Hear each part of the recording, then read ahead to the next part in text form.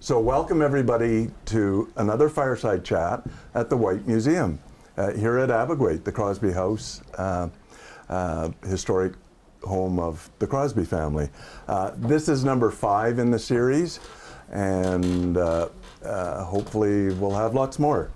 Our guest of honor today is Bridget Jones, a remarkable and adventurous woman. For many years here in the mountains, she has been known as the wife of the celebrated mountain guide, Ken Jones. But today you're going to find out that Bridget has her own remarkable, unique, and adventurous life. And so please join me in welcoming Bridget to Banff.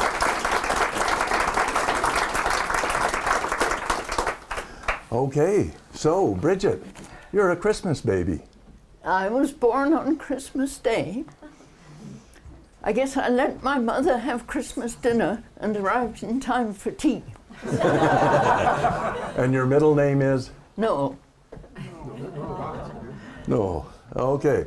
And you grew up, your father had a grocery business? Yes, he had a grocery store in Kent, in England. Yeah. And a very musical family? Your mother sang? And all my 4 older brothers were musical and played the piano and sang. So music was in your blood? Yes. Yeah. And it seems like adventure was in your blood. You went away to school in Scotland? I did. Yeah, where was that? That was in St Andrews, Scotland. St Andrews, Fife. Anyone from Scotland anyone who golfs will have heard of that. The home of golf. And what years was this? About what era? 36 to 42. Yes. And you had a wonderful time there, I guess, playing on the ocean. Yeah. Yeah. That was great. And you had a experience that changed your life when somebody came to talk. We used to have people come to talk to us as a school. And it was a girls' school. And when we had an evening speaker, we all dressed up in white dresses, if you please, with white shawls, and went and sat in the school hall. And on one occasion, when the lights went up, there was this magnificent figure in full Indian rigging. And he said, "I am Washa Kwan Azin, Grey Owl." Oh. And he told us the story of how he had started keeping baby beaver instead of trapping them. And there was 2 of the beaver that he had.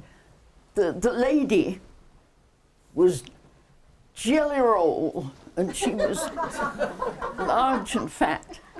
And the gentleman was Rawhide. I can still remember him talking about Rawhide and Jelly Roll. And he showed us slides of them, and slides of the Canadian wilderness as it was then in Ontario. And he was trying to tell people about this wonderful country that was beginning to feel the march of civilization, and he wasn't sure how much longer it would be there. Wow, fabulous. And you also had another introduction to Canada through a journalist who lived in your town.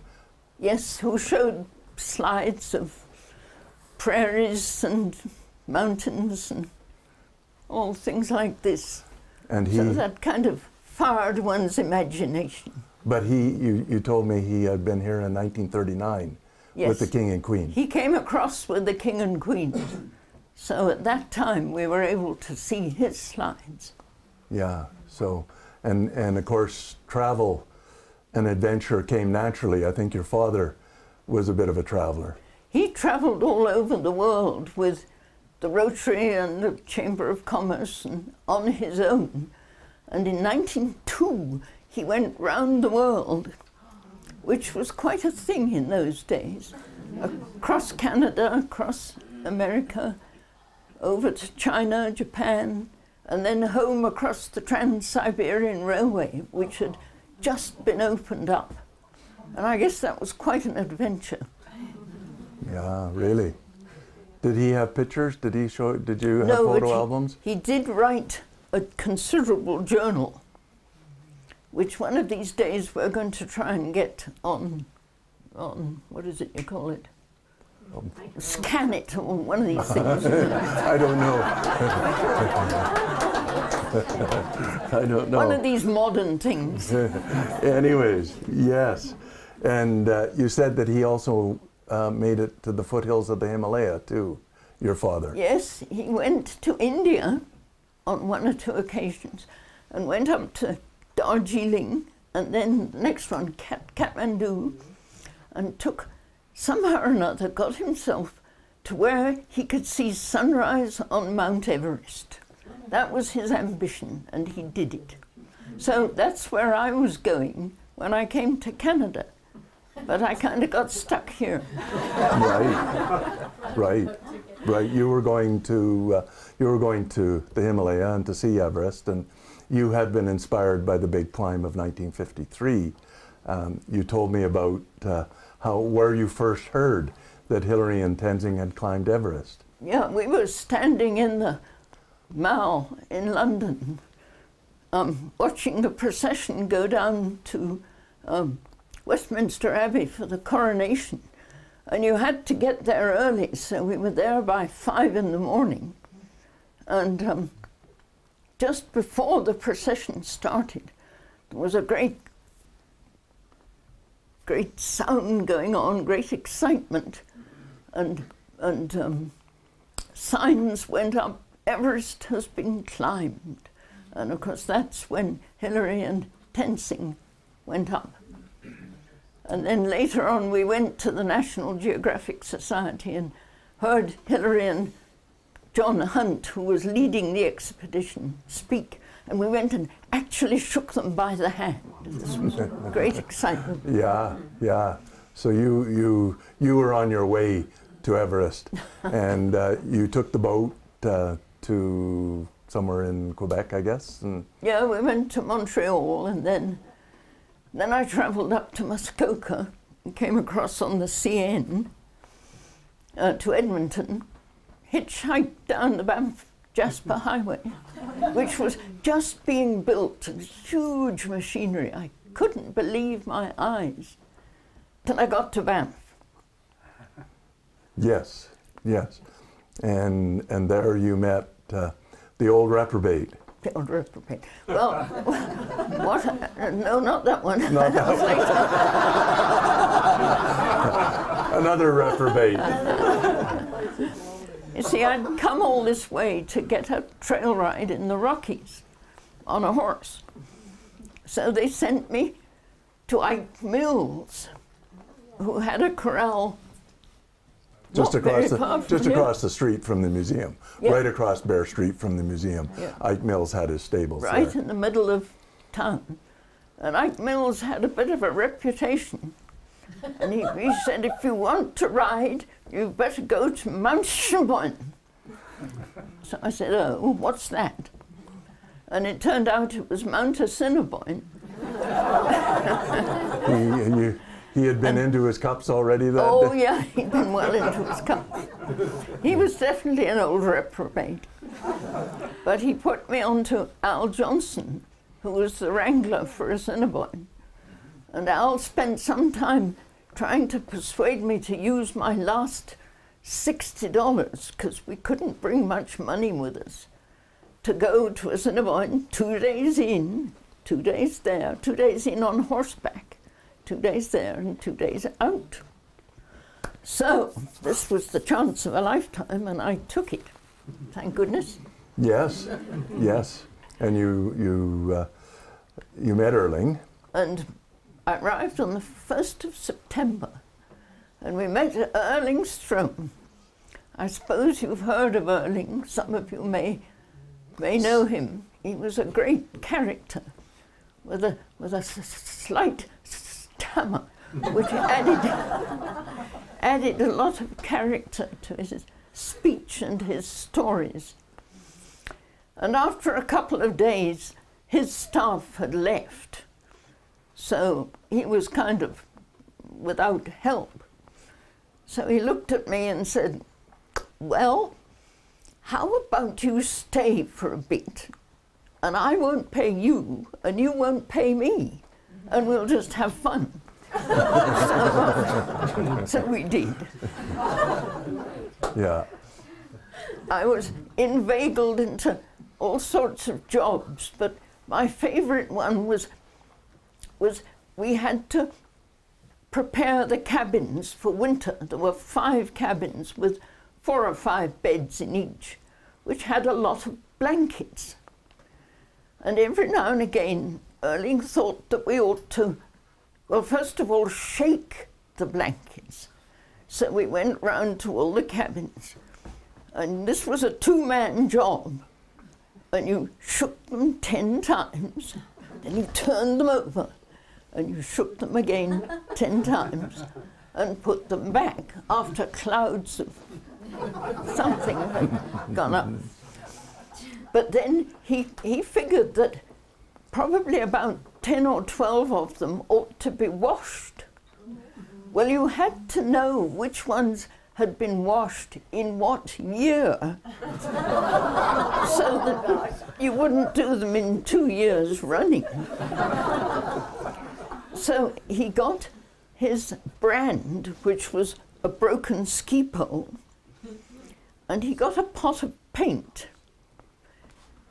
Now, I think our year was green paint, and you put the brand into the paint, and you branded the corner of the blanket. And you knew that 1955 was green, so you didn't do that one next year. And there was a rotation of 4 or 5. Yeah. So, and meanwhile, of course, every few minutes you would have to stop for a typical Erling story. So we spent a long time looking at the mountains and hearing stories while we did all this. And you say he was a gentleman by then. He was he had mellowed. Lizzie Rummel, whom you must have heard of, worked for Erling in the earlier days, and she said in those days he could be quite fierce. But by the time I got there, she said he had mellowed. And we got along like a house on fire. Yeah, yeah. He was great fun. Good, good. And what about Al? Al was his wrangler. Al was the wrangler. Al came from Pincher Creek. He was a cowboy. And he took the rides out once a week to Banff, and then brought a new party in. And Erling took another party out once a week. And they used to meet on Og Pass at a special place and exchange news and whatever. So they weren't in camp together much, but they both ran it. Yeah, yeah. And what about Lizzie? Did you ever work for Lizzie? I didn't work for Lizzie, but Lizzie lived in a cabin about a mile or two, over in the other direction from us. So we would go over and visit Lizzie quite a lot, because she had guests too. And she'd come and have supper with us if she was free. And she was a wonderful person, was Lizzie. Yeah. I think everybody loved Lizzie. Yeah. What was her background? Oh, she had a fascinating story. She came from Germany, and her father was an actor, a well-known actor, and her mother was a very cultured, upbeat lady. And that marriage fell to bits. And then she married a pianist who was the love of her life, but he, I think, died. And then she married a painter. And at some stage during her third marriage, as I heard the story, she was at a big dinner party in Europe, real posh deal, And her next door neighbor said to her, "How would you like to buy a ranch in Western Canada?" She said, "Oh, sure, yeah, that'd be fun." So she bought it sight unseen, and her 3 daughters came out here and had a great time pretending to be ranchers. But then the war came, and they lost all their money, so they had to be ranchers for real. This is the First World War. No, No. yes. No, it is the First World War. Yeah, the First World War. When she was right. marooned here in the First World War, 1914. Yeah, it was first. And she loved it, and so did her sisters. And they had horses and cattle and did the whole bit. And the girls, the other 2 girls, married ranchers, but Lizzie hit for the mountains, and the mountains became her life, especially as Assiniboine at Sunburst Lake. Can you folks at the back hear? Yes. Oh, thank you, good. All those years of choir practice. It's not very good at projecting. But No, you're doing well. That's fabulous. Yeah, yeah. So, so Lizzie ended up at Assiniboine for, I think, a couple of decades. I think. close to 20 years. Yeah, yeah, yeah, yeah. And meanwhile, she broke her hip while out hiking and had to be rescued. Luckily, somebody found her. And all sorts of things happened to her, but she went back to Assiniboine. Yeah, yeah, yeah. Yeah, and Lizzie, in the end, I think she got an Order of Canada just for being Lizzie. Yeah, it was pretty nice. And for the amount of pleasure she'd given to all the guests, they would all come and ask her, "What are the flowers? What flower is this?" So she'd tell them, and "What bird is that? And what animal's that?" I remember her saying, "Oh, the questions, the questions." But she loved her guests anyway. Yeah, yeah. And what about Erling? Do you know much about his background, Erling Strong? Well, I know he was brought up in the very far north of Norway. I think his father was in construction, built bridges and things. But it was, and then he came across to the States. Of course, they learnt to ski on boards, more or less. And he came to, what was the name of the place? He was down in Estes Park in Colorado and did some ski touring there. Oh, Yes. oh, you're thinking of Vermont, Lake Placid and Lake Stowe. Placid, that's Yeah. right. He was Lake Placid. Yeah, he looked after the ski operation in Lake Placid, and he brought cross-country skiing to the States. And then a friend of his called Al Bitsy said, "Come on out to Canada. We've got lots of room to cross-country ski there." So these 2 came out to Banff and told everybody they'd heard of this place, Assiniboine. They were going to ski out there. And all the old-timers said, "You can't do that. You'll die after a day, of course, weather like this." And they said, "Oh, forget it, we're going." And they went, and they took parties of people out. And in the 1920s, they got the CPR to build a lodge. And they've been going ever since. Yeah, and that first trip of Erling's and Albitzi's, I think it was in March of 1928. Erling describes in the book. Do you still want to read that little passage from it, or do you want to do that later, or we can skip we'll it? do it a little later. We'll do it later. Okay. Yeah.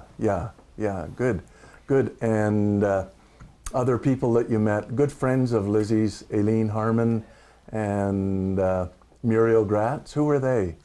When we finally closed up at Assiniboine at the end of October, and it was a wonderful fall with the larches were golden, and we had several falls of snow, and the sky was like it is now, bright blue, sunshine. It was a marvelous 2 months. At the end of October, we came out to Banff. And then Erling and Al and Ken introduced me to the people in Banff.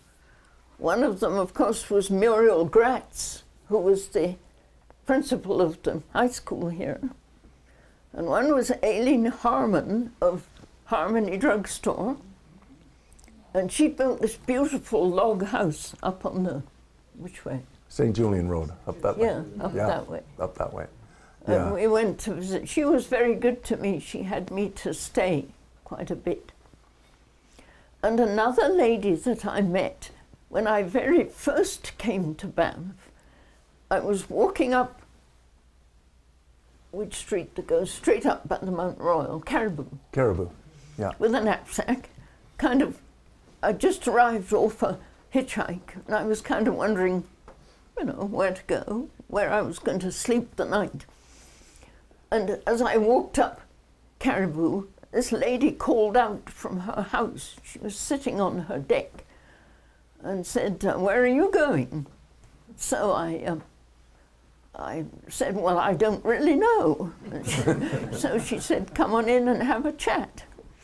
And it turned out to be Mrs. Greenham. I don't know if you've heard of Mrs. Greenham, but she and her husband ran a girls' school in Banff in the early days. And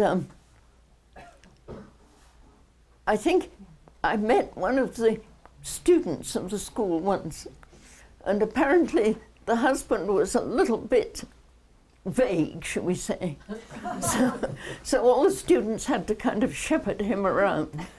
But Mrs. Greenham was very much on the spot, and she was a remarkable lady.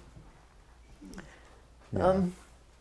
And then Ken took me to see Jimmy Simpson in his house in Banff, and the pictures that he had of Carl Rungis, which Carl Rungis had given him. He had several round his walls.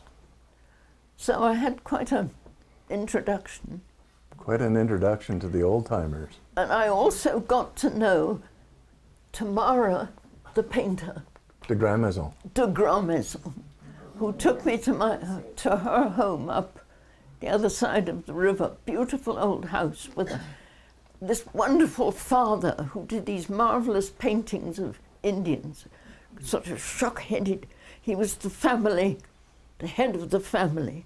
And then there were 2 or 3 sons, all very full of life. And Tamara, and a delightful wife. And I was very privileged to go and visit there once or twice. So it was a great introduction to, oh yes, and then there was Jack and Cliff White. Somebody said, "You should go and see them." So I went in and said, to the White store. To the White store, and said, "Where do I find Jack?" And they said, "Oh, go through that door." So I went in and said, "Are you Jack White?" And he said, "Yes, welcome to the Office of Confusion." And proceeded to regale me with all sorts of stories of Banff, which unfortunately I don't remember. That was Peter White's brother. That's Jackie or Dave White. And his brother was there too, Cliff? Yeah, Cliff was there too. Cliff was there too. Cliff's the founder of the Mount Norquay Ski Resort and Skokie Lodge too. So these are the heart and soul of Banff. Yeah. Yeah, they were. And was that the season that you worked at the White Owl Cafe? Yes. Or was that later? So you got a job at the White Owl that autumn? Well, I worked for 2 days at the Banff School of Fine Arts, but they wanted me to lay tables for 80 conservatives. Well, it wasn't the conservatives, but it was laying the table. I wasn't good at it. So eventually I went down to the White Owl, where everybody from Banff ate, all the wranglers and the cowboys and the construction people, all the local people. And Jeannie who was, what's the story of Jeannie? Well, she came in 1951. Her father was Frank Lim, who had the White Owl. The White Owl Cafe was right where Magpie and Stump is now, and it later became the Modern Cafe. But Jeannie was just a young girl, and her father sort of was in the back cooking, I guess, and Jeannie, by 1955, was out front. Yeah, and so Jeannie kind of looked after me to the best of her ability. I was inclined to get into conversation and forget to take the meals to whoever wanted. But she was very good to me and let me off on Thursday evenings to go and take the choir at St. George's Anglican Church. So I had that choir till Christmas. Yeah, actually, go ahead. It was an interesting place. I remember being out front one time and hearing the most extraordinary kind of cackling, squawking noise coming from the kitchen, and went back in to look. There was Jeannie's dad busy killing a chicken over the sink and dismembering it. Before the early days of health inspectors. Yeah. So you mentioned you took the choir at St. George's in the Pines on Thursday night. Your background is choral music. That's what your training is. That's what I do. Could you tell us a little bit about your education and your training? Well, I did quite a lot of music in England, one way and another. And I got an introduction to the U of A from a friend of ours who'd been the dean, is that the right thing? The dean of Hart House in Toronto. And so I went to see them at the U of A, and they said, oh, you can go to the extension department and we'll set up some choral workshops for you. So they did that, and I would have a choir in a different place 4 times a week and travel from one to the other for a 10-week course. This is up north? Well, it was all over. Oh, all over Alberta? Olds and Hannah was the first one. And then the North Piece, we had 4 there, 4 in the South Piece, Lethbridge and Tabor and Picture Butte. And then round here, Claresholm and Nanton, and not Vulcan, but the next one, another little town out there. Yeah. So I really covered Alberta doing choirs, which is why my natural stance in talking to people is standing up, but I'm not allowed to. Yes, and you didn't mention, or wasn't clear, this is all in the wintertime, because in the summertime, yes, you're in the mountains. Yes. So you're traveling all over this cold province by bus, I guess. By bus. And staying in strange towns in the middle of the Alberta winter. And you'd stay in the local hotel, which was all right, until somebody in the choir would take pity on me and say, you'd better come and stay with us. So I would stay with a lot of nice people who looked after me. Bridget is being very modest. I probably can't get her to tell, but she has a degree from Oxford University in French literature and a licentiate from the Royal Academy of Music in London. So she's not just your normal chorus singer. She's a well-trained pro. Yeah. Wow. And then you spent some time at Twin Falls too. Yeah, I spent 5 fall seasons at Assiniboine and 1 whole summer, which was wonderful. But after that, I thought it'd be fun to do something on your own. And I heard that Twin Falls hadn't been opened, up the Yoho, for 20 years, I think. So evidently Bud Brewster had it. So I went to see Bud, and he said, sure, you can have that. I'll bring you up a pack horse a week of food. So the first time he came up with me, and it was completely, it hadn't been lived in for 20 years. So he did take the shutters down, and he dumped the packs on the deck, and then he got on his horse and bye-bye. And so I was left, it was me and the pack rats. There was a grandfather that lived behind a cupboard, and he had very beady eyes. You could see him, but he didn't come out in the day. But if you left anything on the kitchen table, he was out at night polishing it off. And there were some very cute young ones.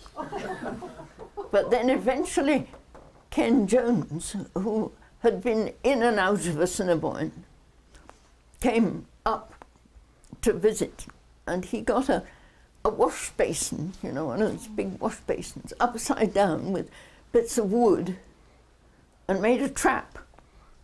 So that was the end of the pack rats. Yeah. Yeah, you said that business was pretty quiet to begin with. The first month, I was by myself, more or less. It was very nice up there with these two falls, always coming down. And then, eventually, the trail hike got to know that I was there. They were in the little Yoho. And the lady that ran the Yoho Lodge, Nina Bagley, told them about me. And they started coming up. And I found a very strange thing. If you've lived alone for a month and somebody comes, you can't stop talking.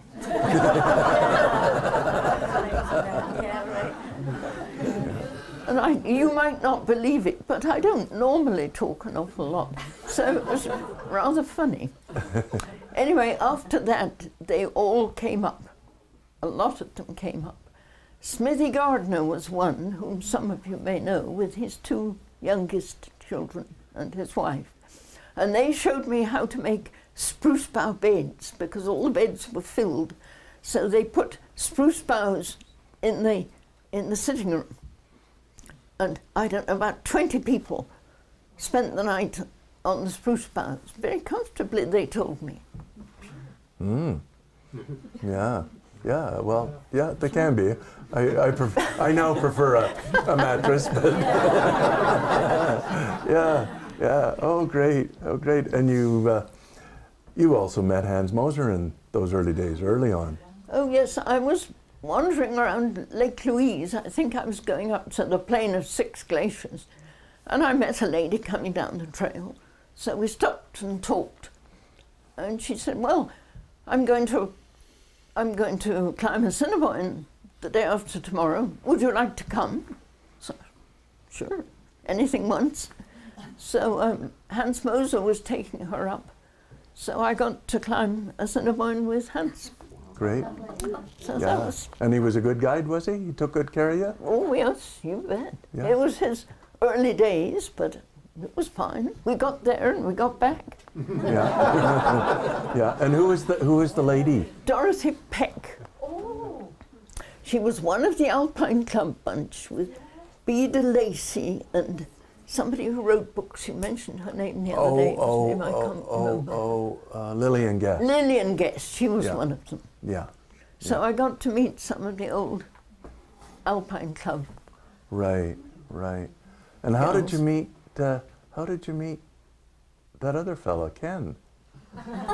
Well, we were at Assiniboine, and any of you that know Ken knows that he comes, or he came and went at will. You never knew when it was going to be, but he usually showed up.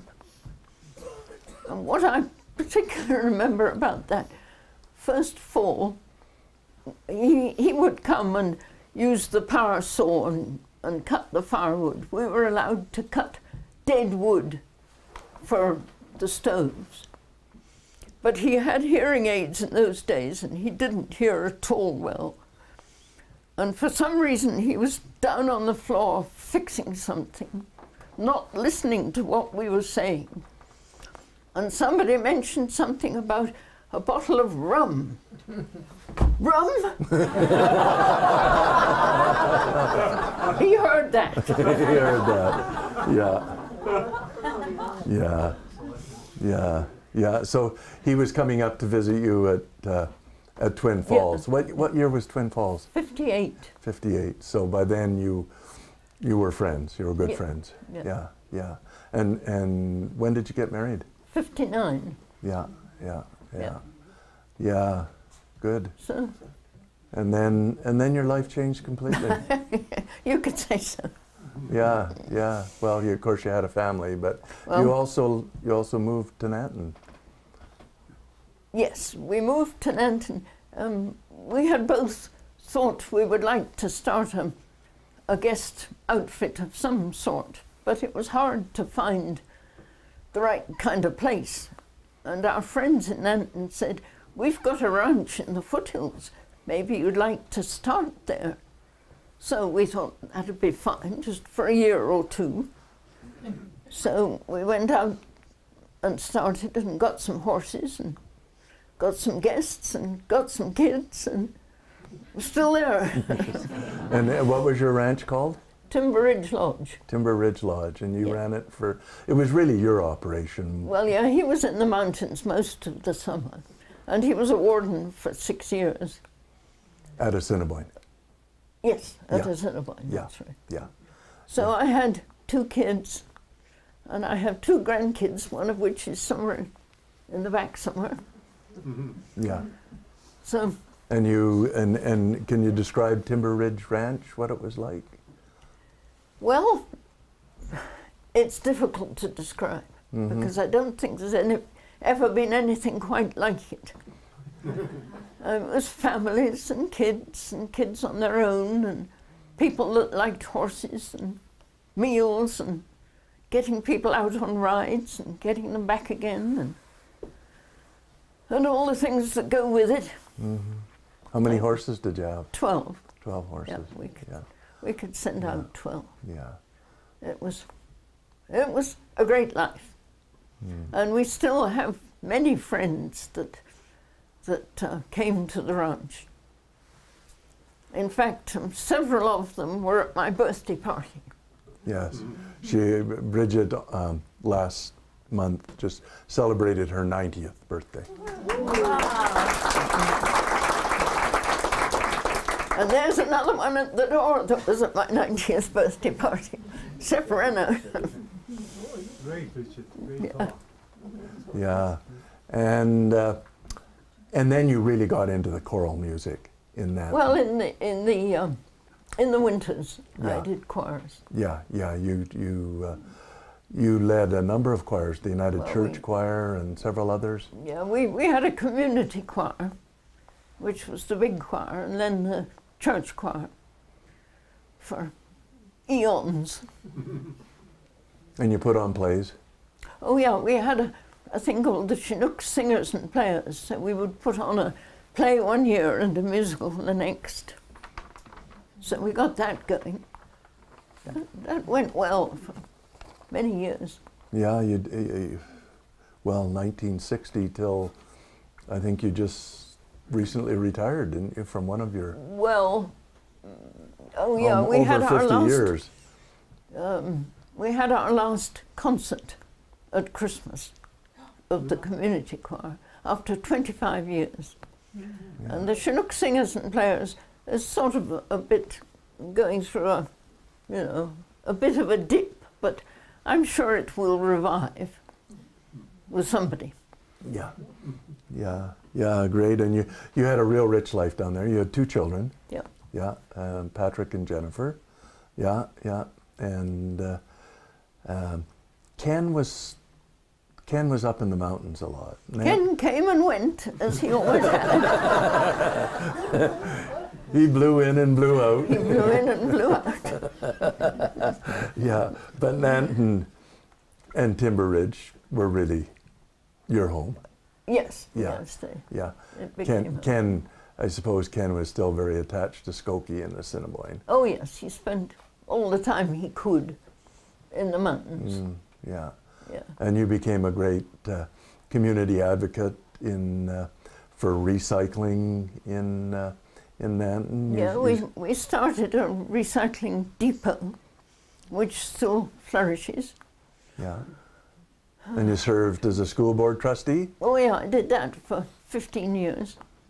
Yeah, not bad, not bad. You're, yeah, and you're in great shape. What keeps you busy today? I don't know if I dare tell you. I don't know. I don't know. I've started writing up some of these adventures. Oh, good, good. Unfortunately, this caused me to have to learn to use a computer, which I don't appreciate, but it has its points when it works. Yeah. Yeah. When it doesn't work, I get a grandchild to come and rescue me.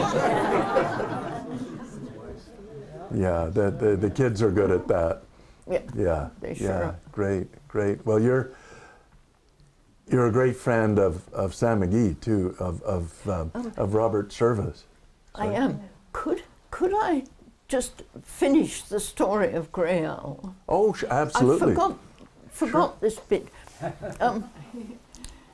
I was at school, of course, a long time ago, but a matter of 4 or 5 years ago, I went to visit my grandson in Manitoba, and he said that we should go to Riding Mountain National Park. Well, Grey Owl had a cabin in Riding Mountain, and there it was on the map, a trail to Grey Owl's cabin, 5 miles in and 5 miles out. And we had the day to please ourselves, so we figured we'd go and see Grey Owl's cabin. So we walked along the trail, and I was getting a bit slow, so I sent the boys on ahead, but I caught up with them, so that was all right. And we saw the cabin, and we saw the government built it for him, and we saw how they'd built it with a sort of a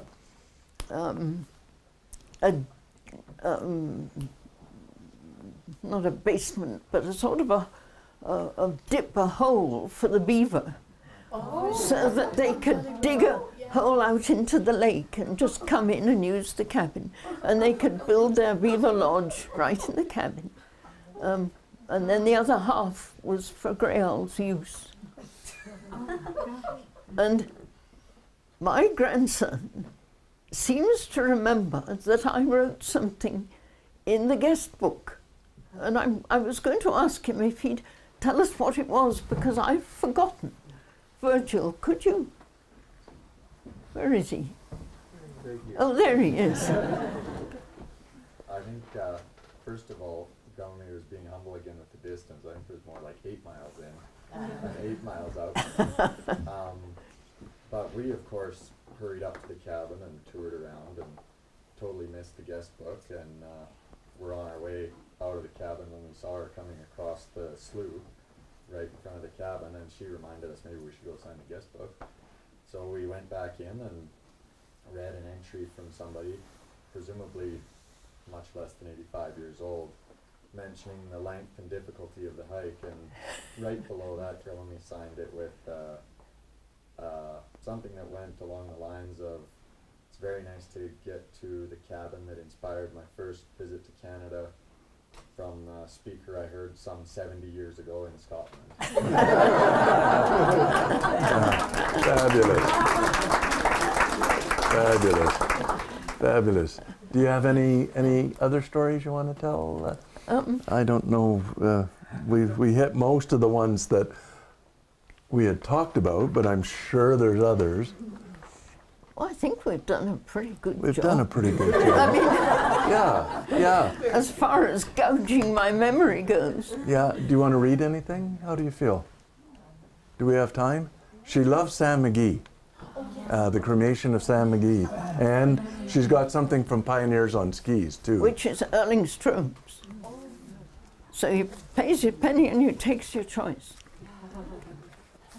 Or we could do both, but, well, whichever one you want, Bridget. You've got Pioneers on Skis in your hands, so. I can't do that without standing up. Oh, okay, yes. Okay, well, we'll do Pioneers on Skis. This is a story from Erling's book, and he had a real way with words.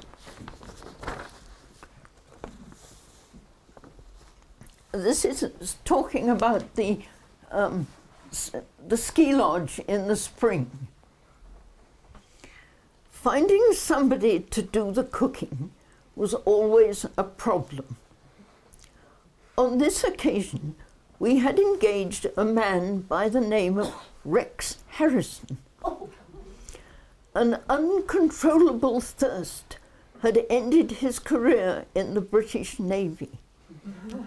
He was now roaming around in Western Canada, trying to make a living at anything, and was the only one we could find who claimed the slightest previous association with a kitchen stove.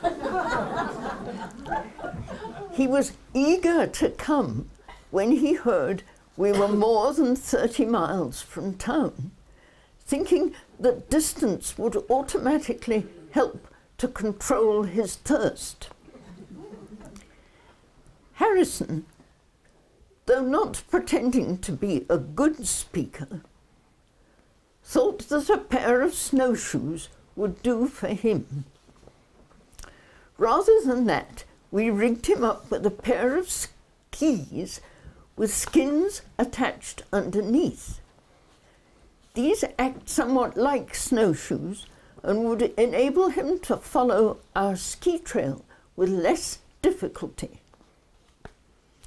Our plan on this occasion was that my partner, Al Bitsy, was to start out with the staff one day ahead, stop the night at the halfway house, and then go on with the staff one day ahead, so that camp could be opened before I came along with the guests the following day. Although our new cook claimed to have skied a time or two, it was rather a pathetic figure that staggered out of Banff that early March morning, facing 20 tough miles of skiing. We never worried about skiing ability in those days. Very few skiers could even accomplish a ski turn anyway. We did ask for stamina, however, and figured that anyone who could push one ski ahead of the other all day long could get there. What Harrison might lack in stamina would be offset by the fact that he was an Englishman who, like all the rest of them, would never know when he was licked and would therefore keep on going. For me and my party of 8, all went well the next day until the big blow came when we arrived at Halfway Hut. Who should we find there but Mr. Harrison in person? He'd made it all right, but was utterly and completely unable to move the next morning. Al Bitsy was forced to leave him in hopes that he would recuperate sufficiently so that I could bring him along the next day. I took a dim view of the immediate future. 8 guests was bad enough, and Rex Harrison would be no help. Fortunately, they were all good sports. We agreed that there was nothing else to do but to plant Harrison on his skis and hope for the best. If he looked funny the first day, he looked funnier now, until the exercise got him loosened up a bit. Good thing we had Al Bitsy's newly broken trail to follow. Even so, 2,000 feet straight up to an 8,000-foot pass with a heavy sack is a big job any way you look at it. For me, it became necessary to get ahead every so often, then drop my knapsack and ski back down to where someone needed a little physical help or moral support. Then, when everybody else had reached a certain spot, Rex was invariably not yet in sight. That meant another little trip for me. I would take his knapsack each time. Finally, I tied it on top of my own and carried it the rest of the way. Slowly but surely, we worked our way past timberline and up through the last draw before the top. Have any of you been into a cinema? Yes. You know the country. This is going over Allenby Pass. Yeah. From there, I wanted everybody to stay close together. The pass has a long, flat stretch, and chances were that Albert's trail was blown out of sight. While waiting for Rex, we decided to eat our lunch. This time, he never seemed to come, so I had to ski back down a last time to see if anything disastrous had happened. 1/4 of a mile down the hill, just at timberline, I came to a huge pile of snow with a ski sticking out of it, but no Harrison attached to the ski. I began to wonder. Then, beside the pile of snow was a large round hole, and in it was Rex, using the other ski for a shovel and digging for all he was worth. Instantly, the thought of insanity ran through my mind. Prolonged contact with an overheated kitchen stove, perhaps. Or had the trip been too much for him? I hardly dared to say anything. Finally, I opened my mouth. But Harrison, what on earth has happened now? Through an awkward smile, and with a lisp caused by the particular circumstance, came an answer I shall never forget. Frightfully sorry, Mr. Throne. I've spit out me bloody dentures.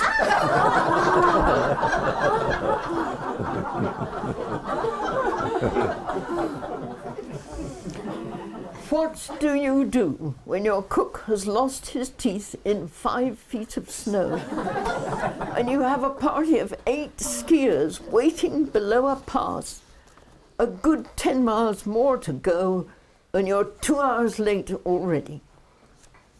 You get right into the hole with him and dig.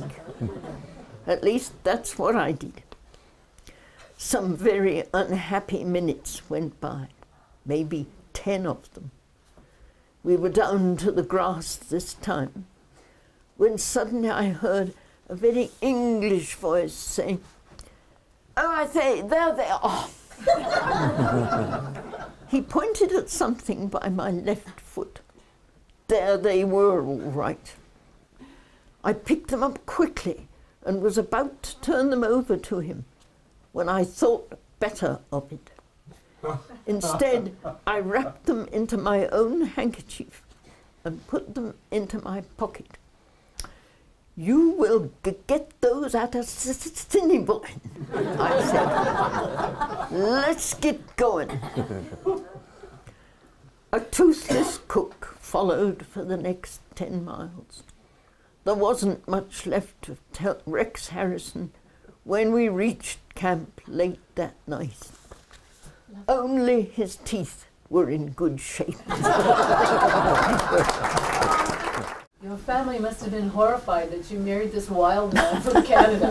What did your mother think? Was she crying? I don't know, because she was in England. She must have cried for a week. You married this wild Well, man. one of my brothers came out and did the honors. So that was, Where did you first meet Ken, and what did you think of him when you first met him? I met him at the Cinnabon, of course. He blew in. I mean, he was quite a character. And he was actually good looking. How do we describe Ken?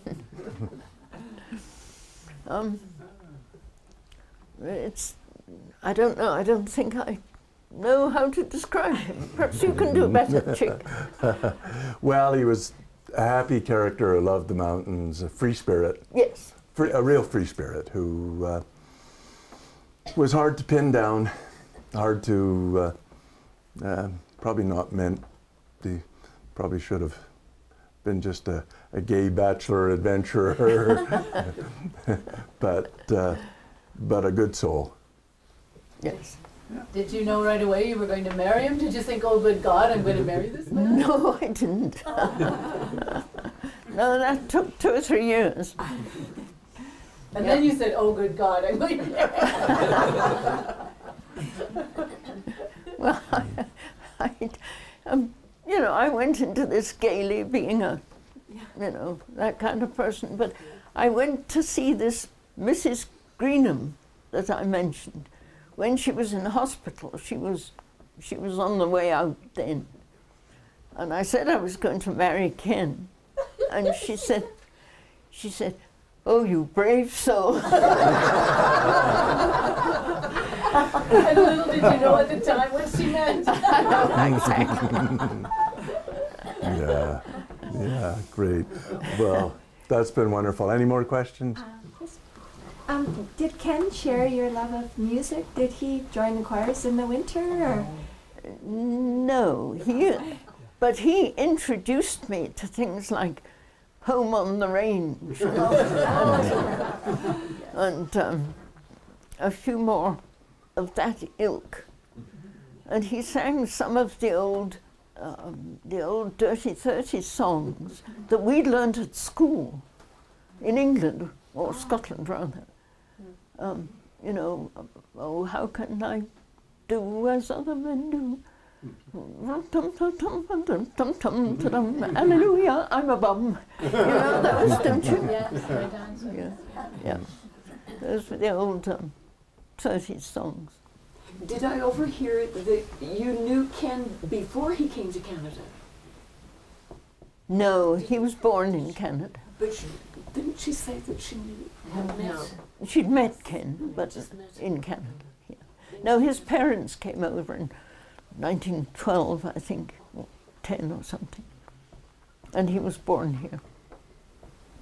Bridget, you mentioned how special your guest ranch was. What's become of the guest ranch? Well, it kind of tailed off, partly through the times. We started up just when people were traveling across, and a lot of the parents had been brought up on a farm or a homestead, and they wanted their kids to see what it was like. But by now, that era is gone. And I tremble to think of all the government qualifications we'd have to have now. It was an old house, we kept it clean, and the food was good, and the horses were good, so we had a wonderful time. But its day is done. But I did have people up to 2 years ago, and this was a girl and her children and her sister who'd been coming to the ranch ever since she was 2, and I think she's now pushing 50, I guess. So, and she's a cellist of some renown in Edmonton with the Edmonton Symphony Orchestra. So we're pretty proud of her. But we've kept in touch with a lot of the guests and their children, a lot of the staff that worked there, because of course you get to know them very well. And they had wonderful summers. They had to wash dishes, but they rode horses too. How far from Nanton was the 15 miles. west? Yeah, west and up. It was up on Timber Ridge. A beautiful situation. And we were allowed to ride through all the local ranches. Beautiful country. See the mountains all the time. Yeah, it was great fun. Had you ridden before you came to Canada? Yeah, I rode in England some. So it was English saddle. Yeah, I had That was quite a change. I had to translate. Yeah, it was quite a change. It was quite a change, of course, much more comfortable. But you took a bit of ribbing to begin with. I remember Bud Brewster gave me quite a bad time because I didn't. You didn't sit the saddle properly? No. Lovely. Yeah. Lovely. Bridget, do you still do any singing or? Yes, I still got. I had a big concert just before Christmas of the community choir, That's great. and I still have the church choir. Nice. So keep our hand in. Yeah, me too. Oh, do you? Yes. Do you really? I conduct the Banff Senior Choir. Do you really? Yes, I do. And I sing a lot at the hospital. Oh, good for you. Yes. Isn't You know what we that? sing a lot too is, oh, give me a home. Yes. Yes. Exactly. Wouldn't be a party without a song from you, would it? Well, good for you. Isn't that something? Oh, I love to sing. Great. Well, I think a lot of people do if they get a chance. Yeah. Yes. Good. Well, thank you very much again, Bridget. That was fabulous. Okay.